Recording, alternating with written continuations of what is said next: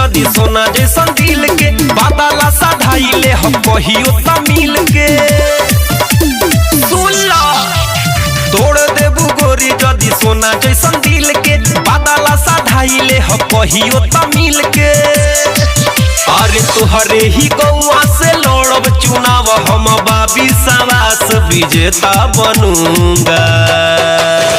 जी हाँ मतदाता मालिको, ग्राम पंचायत राज प्रेमपुर से प्रेम करने वाला एक प्रेमी मुखिया उम्मीदवार भोजपुरी के जाने माने सुपरस्टार कलाकार अमित पटेल को अपना कीमती वोट देकर विजयी बनावे और सबके दिलों का चहेता बनूंगा, तोरा चाहत में पगला के नेता बनूंगा।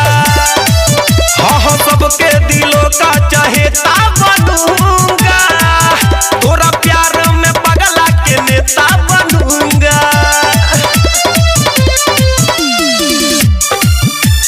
जीतेगा भाई जीतेगा, टूटल दिल जीतेगा।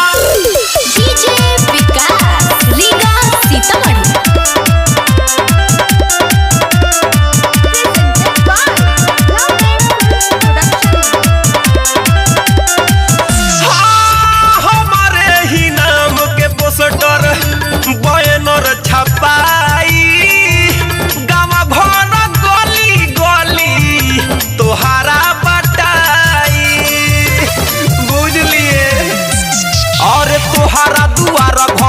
ये पसाटी देखी देखी भीतर भीतर तोरा फाटी भाई के तोहरा दोस्त बनाई सब दुखियन के बेटा बनूंगा।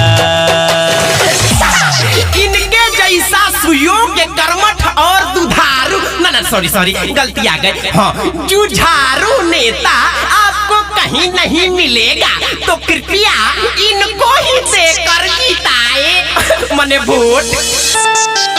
और सबके दिलों का चहेता बनूंगा, तोरा प्यार में पगला के नेता बनूंगा। हाँ सबके दिलों का चहेता बनूंगा, तोरा प्यार में पगला के नेता बनूंगा।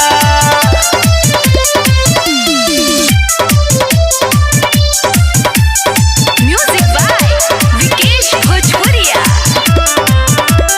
आप सुन रहे हैं अमित पटेल की आवाज में। हम सभा के आयोजन होई रोजाना, अमित के संगे होई है परदीप दीवाना। भले लागो जाओ चाहे के तनो भी खराचा, घरे घरे सुन होई हमरे ही चर्चा। अरे तुहरे करनवा सुन मुस्कानवा, गायक से अब अभिनेता बनूंगा।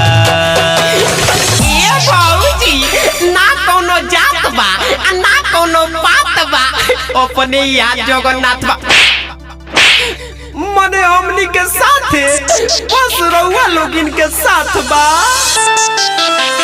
सबके दिलों का चहेता बनूंगा, तोरा प्यार में पगला के नेता बनूंगा।